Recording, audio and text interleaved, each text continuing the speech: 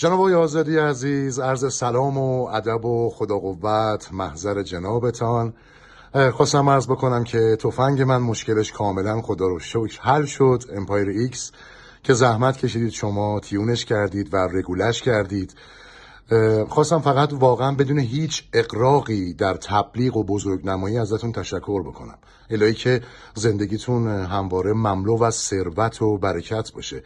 و اتفاق جالبی که هست، جدا از دقت و قدرتی که در 80 متر، 90 متر، 100 متر، 70 متر در شکار و در هدف زنی به من میده، من با در واقع شارژ 200 بار تا 140 بار 100 شلیک میکنم. 100 شلیک یک نواخت و یک جور. و این واقعا برام جالب بود، خواستم که اطلاع بدم و حداقل من تعجب میکنم. یعنی دقیقا من تا این فاصله در همین 60 بار 100 شلیک دارم.